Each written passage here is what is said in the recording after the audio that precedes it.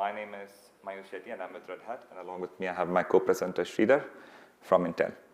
And we are here to talk about Red Hat Data Science on Intel for object detection. So let me move on to the slides. We talk about open hybrid cloud.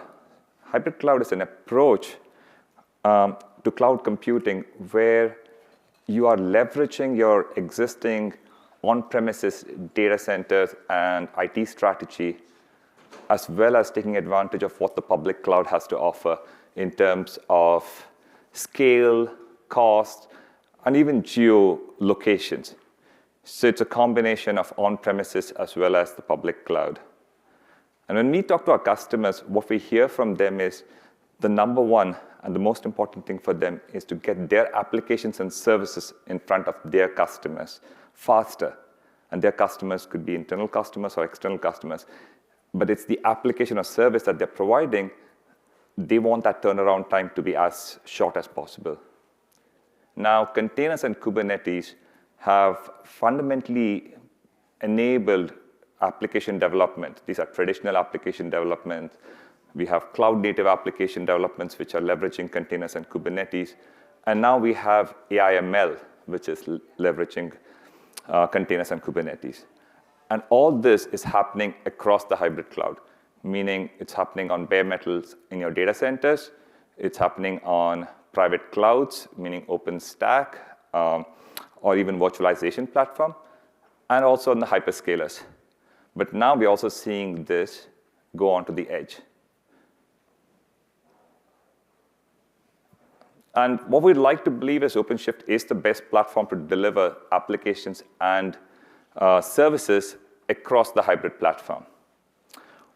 Talking about application deployments and development, on the right-hand side, what you see is a self-managed stack.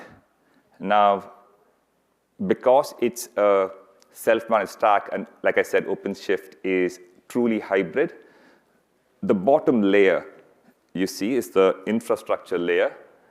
And this varies from your physical servers, which we call bare metal, virtualizations. It could be Red Hat virtualization, or it could be VMware for that matter, or on public clouds like AWS, Azure, or IBM Cloud.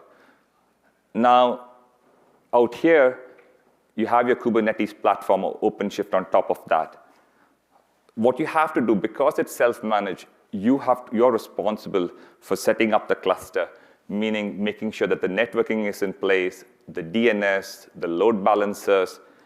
You want to make sure that your cluster is highly available, meaning if any of the nodes go down, there is no failure of service. And then you would have to install OpenShift on top of it, and then the application services come on top. And all this has to be done before you can focus on your application and service, which is most important to you. Now, on the left-hand side, we see a fully managed stack. And this managed stack is on the hyperscalers. On AWS, we have ROSA, for example, and on Microsoft Azure, we have Arrow. So what we get with ROSA is a fully managed Kubernetes cluster or an OpenShift cluster. So when I say it's fully managed, we do not only the creation of the infrastructure for OpenShift, but also deploy OpenShift for you. So we take care of the day one and the day two operations. Our SREs will be constantly monitoring the cluster and provide any updates and upgrades for you. Also, with ROSA, for example, you get a 99.95 financially backed SLA, meaning if anything goes wrong, we are there to take care of it for you. From a support perspective, in a fully managed ROSA OpenShift cluster, you can call any support. You can call either AWS or you can call the Red Hat support, and we will take care of the service for you. So in a fully managed OpenShift cluster or ROSA cluster, you are focusing on the application and the service which is more important to you. And the rest of it is all done or taken care by the hyperscalers and Red Hat. Now let's move on to the AIML workload and Red Hat's strategy. Red Hat's strategy is, the foundation of it is OpenShift and Kubernetes. So containers have been leveraging Kubernetes for a long time, meaning containers have been running on the OpenShift platform where Kubernetes is the base of it. Now, Kubernetes itself is not enough to run a production cluster. There are a number of services that you would need and tools you would need to run a production Kubernetes cluster, and that is where OpenShift comes into picture. An example of that is you would need something to monitor the services itself and the systems that are running the services. And for that, we provide Prometheus. And then you want to visualize your data, and for that, we have Grafana. A CI/CD pipeline is very important for the life cycle of your application or service, right from the time you write your code to the time it's deployed. And for that, we have a CI/CD pipeline which is integrated into OpenShift. For containers, the container images, the application images are very important. You need a registry, and we provide a registry for you in your Kubernetes cluster itself. So if you look at it, there are a number of open source projects which make a production-ready Kubernetes cluster. And these various open source products or projects have their own release cadence. They have their own caveats. What we make sure is we bundle all that together. We take Kubernetes, we harden it, we make sure everything runs perfectly fine, and release it as OpenShift. So when you get another version of OpenShift, you know that all the other tools and services which are required to run your Kubernetes cluster is in place. So next, for the AIML workload, the Open Data Hub is the blueprint that we are relying on. So think of Open Data Hub as a collection of open source projects for AIML. And that's the basis of our strategy moving forward. With regards to the ecosystem, OpenShift and RHEL have been around for a really long time. We have a whole partner of ecosystems, both on the hardware as well as the software side. We are now leveraging that ecosystem for the AIML workloads. And we also have additional partners. We have the likes of Pachyderm, we'll have the likes of Snowden, who have been working with us, who have been creating their services as operators, which we then make it available through OpenShift's Operator Hub. And finally, the Rhodes, or Red Hat OpenShift Data Science, which is a fully supported environment for data scientists. And it's end-to-end, meaning you can develop, you can train, you can test, and also deploy your AIML workloads as services, just like how we did for containers with OpenShift. This slide gives you a visual idea of what I said earlier, meaning we start off with the Open Data Hub, and think of that as the upstream project. And then we take a subset of it for Operate First, and that's usually cut for universities, or it's cut for the community use. And then Rhodes comes into picture, and we have Rhodes in a couple of offerings. You have Rhodes as a cloud service, which is fully managed for you, and you have Rhodes as self-managed, where you can install the operator and manage it by yourself. Let's look at the conceptual architecture of machine learning. There are a number of phases which in this process, and each phase has a different persona. The first phase is where we gather the data. This is where the data is stored in data lakes, and the data comes from a number of sources. It could be user data. It could be machine-generated data. All this is stored in the data lake. And this is where the persona data engineer starts working on that. The data engineer starts cleaning the data, meaning like things like dedupe. If there's any sensitive information like social security numbers and stuff, those have to be masked out. All that stuff is done by the data engineer in the first phase. And this is copious amount of data stored in vast storage data lakes. The data then is passed to the data scientist. That's in the second phase, who develops the model. He or she collaborates with the data engineer to create the models based on the business needs, based on the service that the business is providing.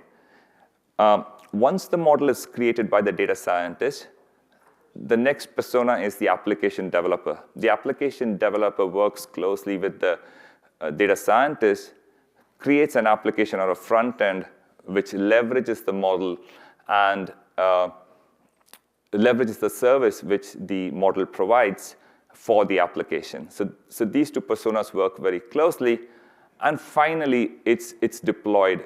It's deployed where the service is now available for end users. It's in a production cluster. And then at that point, you have to start monitoring the service itself, because then there could be skews, there could be deviations and drifts, because the data changes and new data is coming in. And that's cyclical. So you see the last three, it goes back to the data scientist. The data scientist starts refining the model, and then the application developer starts making required changes, and again, redeploying the service.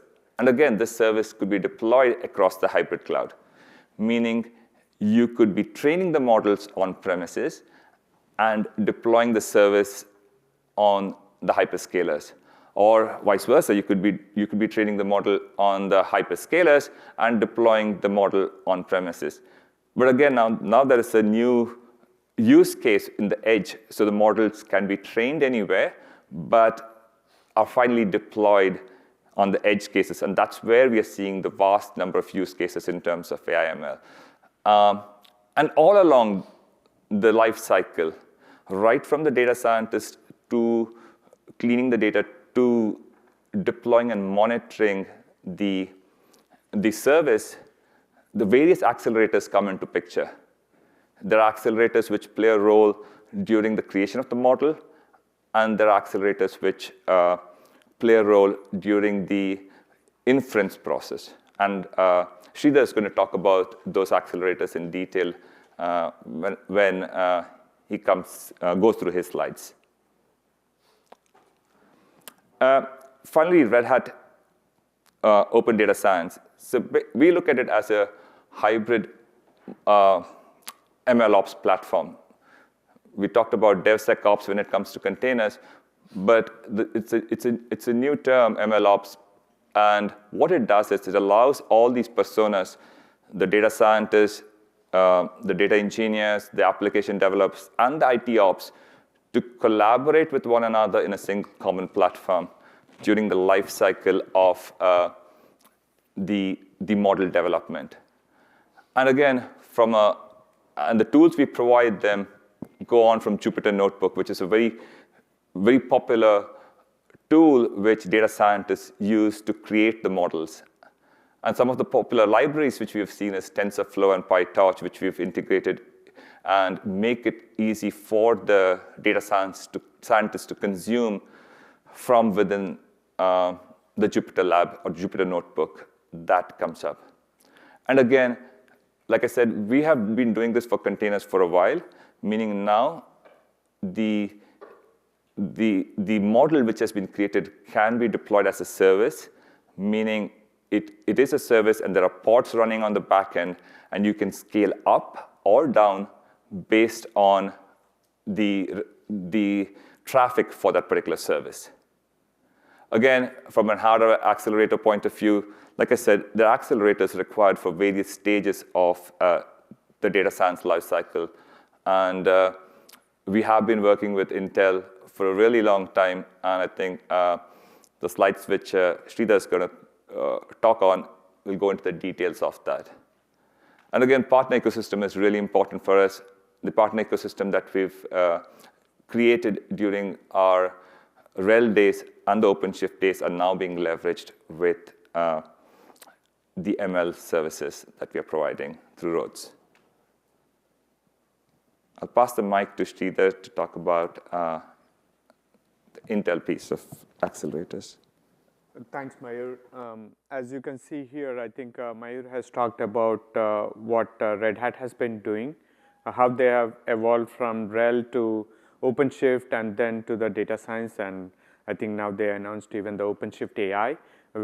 Data science will be one part of that component. And here I'm just talking about how we have created Intel side on the AI hardware portfolio that can help customers to have the right hardware for the right use case of the customer. So if you see here, normally there are always 3 stages for the customer, like data preparation or data lake stage, and then in the modeling they train and create the models, and then in the deploy phase, that's where they do the inferencing phase, right? So if you see in most of the cases, what we see is customers use either Xeons or normal compute type of hardware, and only in very specific cases where they are handling with like large number of parameters, like hundreds of billions of parameters, like large language models or something like that. That's when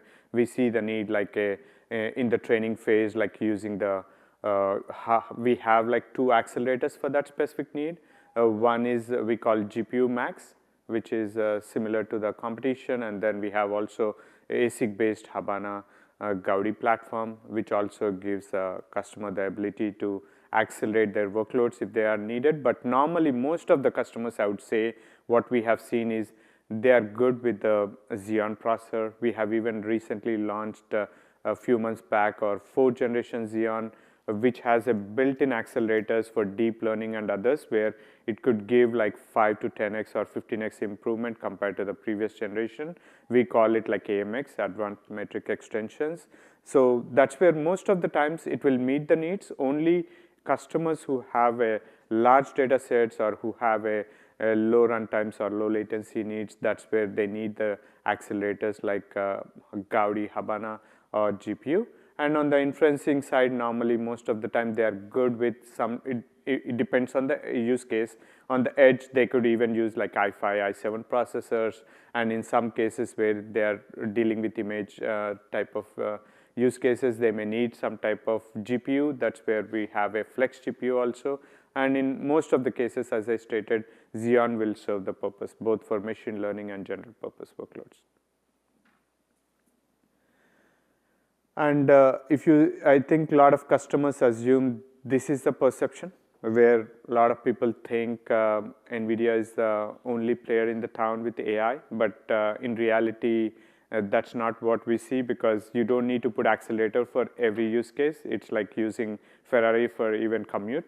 So you can use Ferrari, but it's not needed to burn that much power and that much complicated hardware in your data center unless you have a need. There is always a need, and that's when you definitely need. But in reality, what we see is most of the customers use 70 or 80% of their customers use is a general like Xeon or compute, because that could be repurposed. Because when you get accelerators, then they are very targeted, very specific, and a lot of times customers don't do whole day training. They do mostly inferencing or fine-tuning and optimization. So those all things could be achieved on Xeon. They don't need GPU for that, but there are some use cases like ChatGPT type of use cases where definitely, but not a lot of enterprise customers are going to deploy on their prem, and they have like trillions or billions of records to handle that data.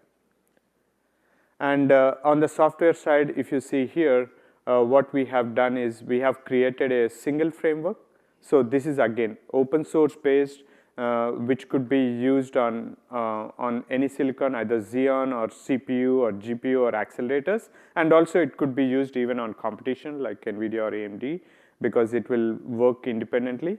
For the customers, the big benefit they are going to get is Intel works with different ISVs to make sure we optimize like PyTorch, TensorFlow, and also we have created like OpenVINO for inferencing, where customers can get all the optimizations when they do it.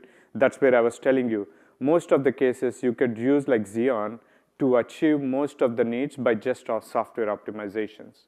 To serve most of the customer needs. There are some cases, as I told, when you have big, large data sets or you have a very short period with low latencies, then you need accelerators. But, and also with one API, the great benefit of this one is not only we have included all the optimizations, extensions to this one to get the best performance at the silicon level, but also we give the flexibility where customer can just change a few lines of code and they can switch from a CPU to GPU. They don't need to rewrite the code to move to accelerators. So that is another benefit. As I told, it works on Intel silicon and also on the competition.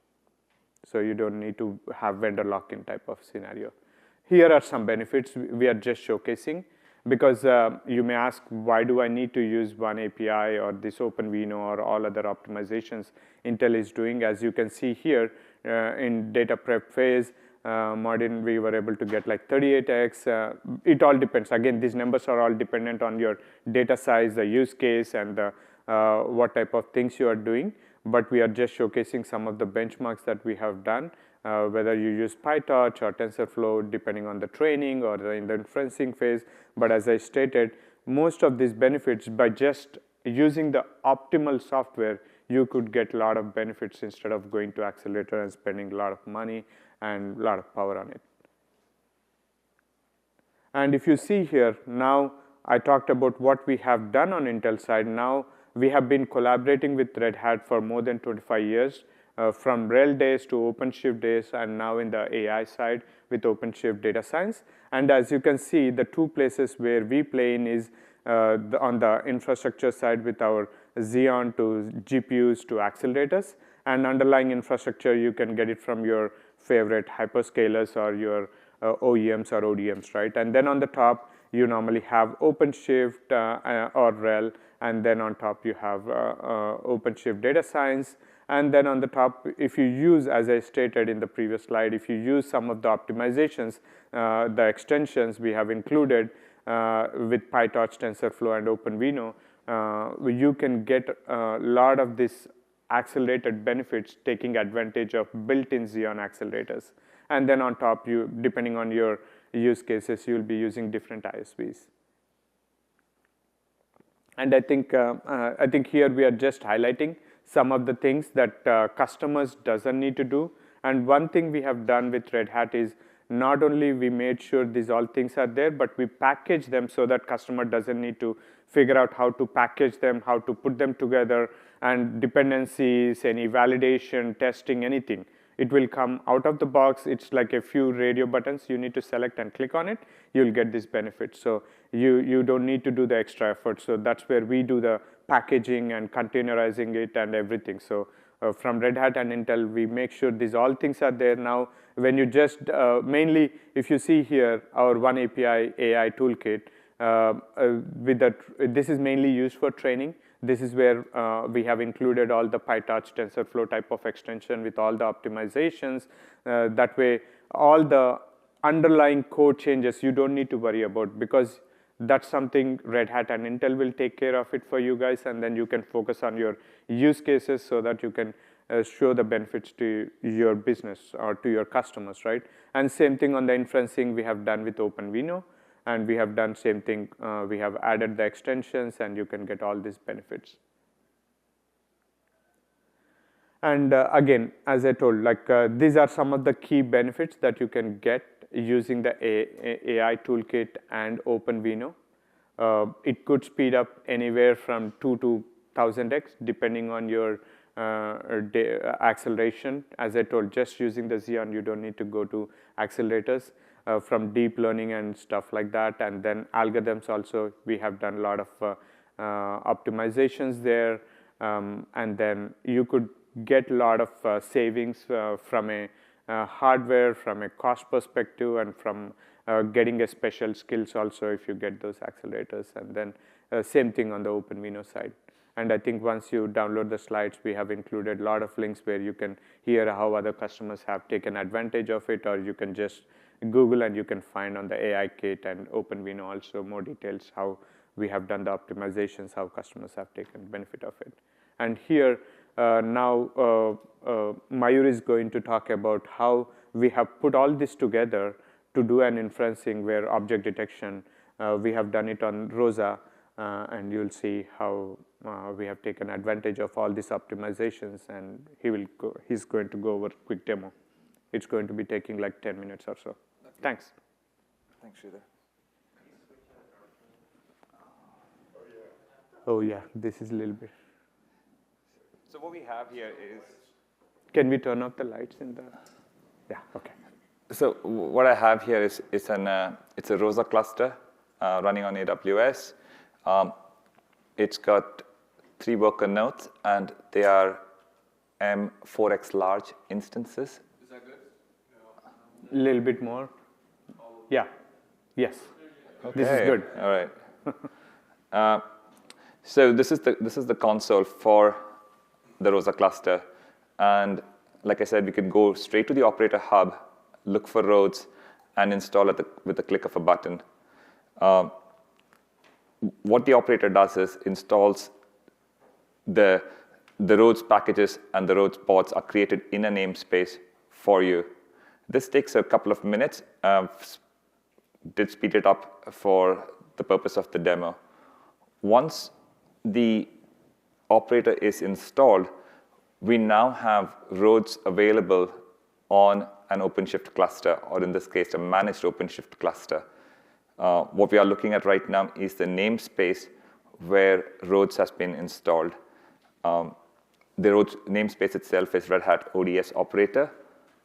And on the upper side, now you have a new tab. You have the cluster manager, you have the hybrid cloud, and now you have roads. And with the same login, or the cluster admin login that you used for your OpenShift or ROSA cluster, we now get into the roads console. So just a quick walkthrough of all the tabs or all the features available in roads and some of the partner services that have been integrated. So Jupyter Notebook is what we're going to be using and what a data scientist uses to create models. So now when you start the server, you have a number of choices. You have choice to which versions of PyTorch you want to use, or TensorFlow for that matter. And then when we start it, it starts the server for us. This is the server running the Jupyter Notebook. Once that's done, this is very common or a very standard tool that a data scientist uses. So again, you can create the instances or create the instance size, and now you've logged into your Jupyter Notebook. So you're just giving it service access, and the Jupyter Notebook is up and running.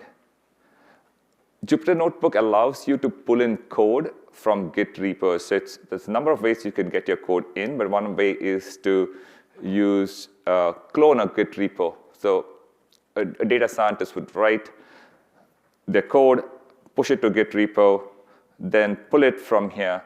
And once that's done, you will see that that code has been brought in.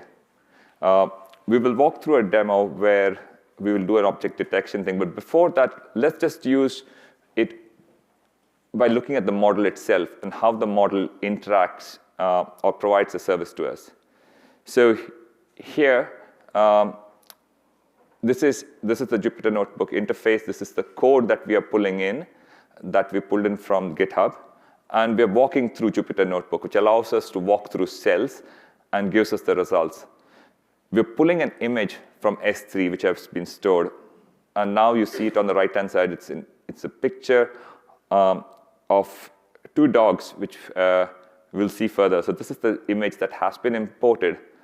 And the model that we use in this case is taken from the Tensor Hub. So it's a pre-trained model which is there, which we are using.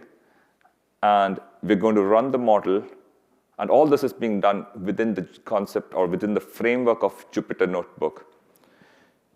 So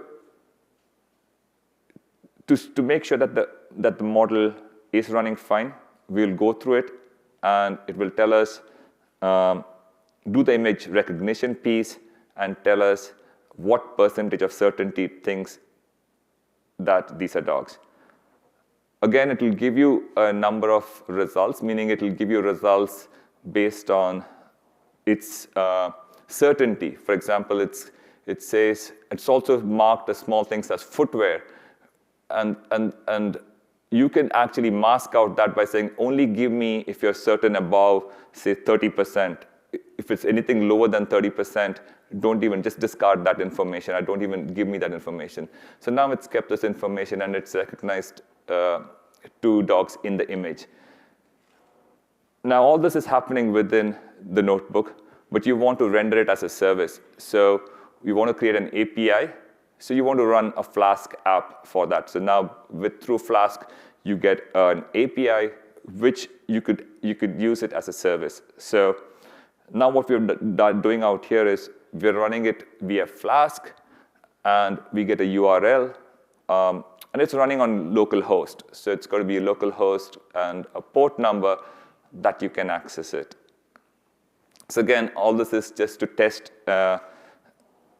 the application or test the model being rendered as a web service.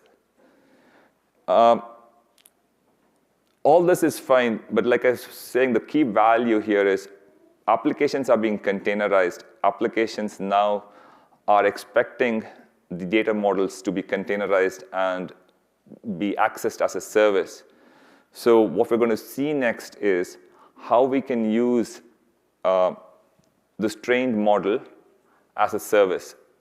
So the next piece after the Flask test is done, we will take the model, we'll take it into OpenShift, or Rosa in this case, and then use it. So again, this is the Flask model, so we're still using Flask to access the API.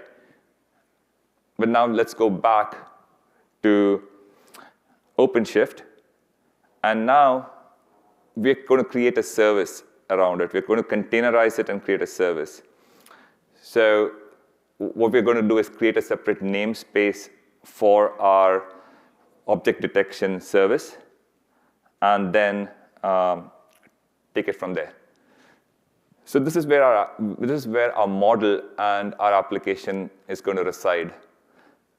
And once this is done, we are going to use a feature of OpenShift, which the container world has been utilizing for a long time, which is source to image, where what we're going to be doing is we're going to point it to a GitHub repo. It pulls the source code, your application or your service source code.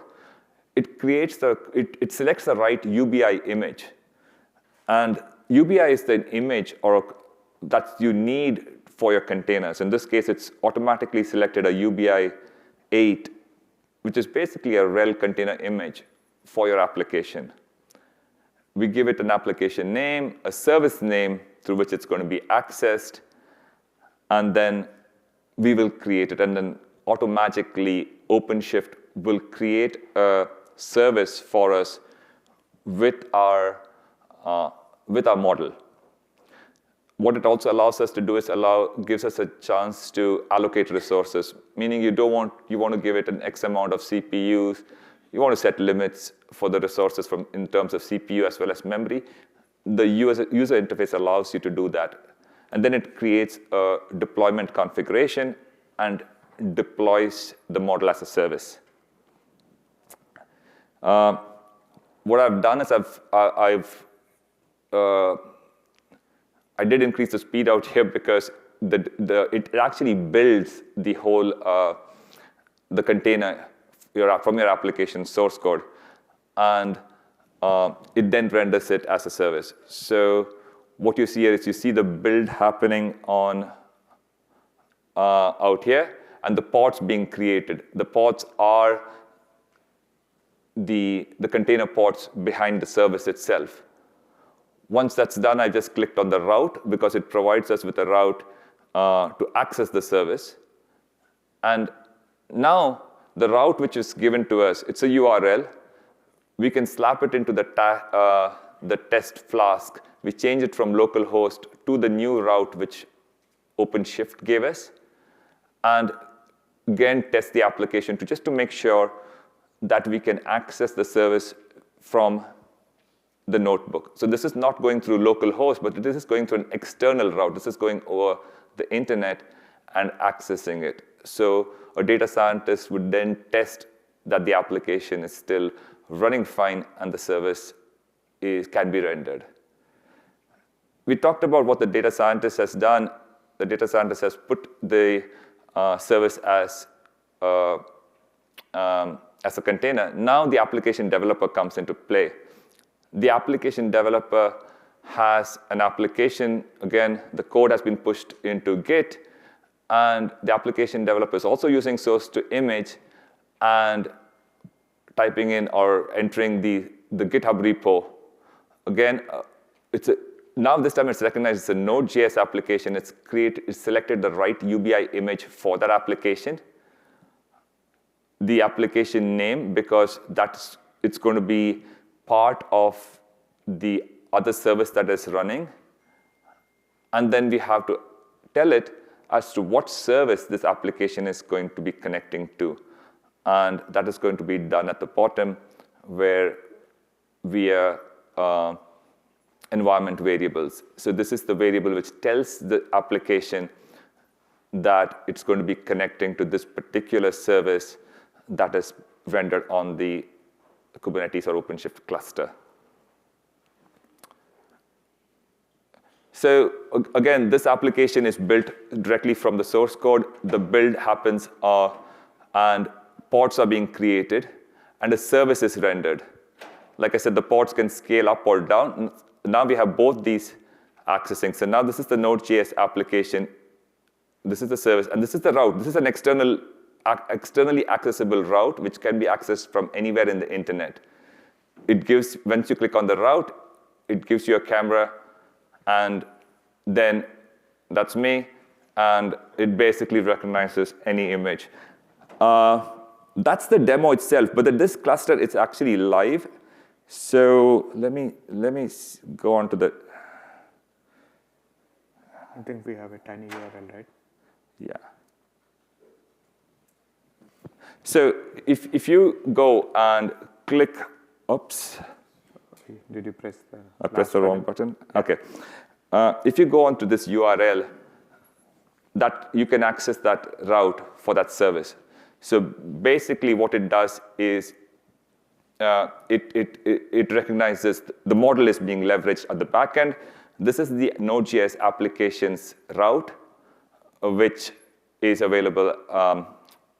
Just because it was a long URL, it goes on with the entire domain name. I just changed it to a tiny URL for everyone to access. But that is the flow of a data science project, meaning right from writing code to creating a model and then rendering it as a service for the application. I think you can just access on your phone also, just see how the object detection works. Yes, and you can point it, you can any device. Nothing is saved on this side. It's just basically returning the data from what is rendered by the service itself. It's going to be like your edge device. You're just inferencing on your edge device. That's it. And from a customer point of view, we have a number of customers. This is one of our customers who has agreed to share their information of how they're using it. Boston University is using it for their data science classrooms.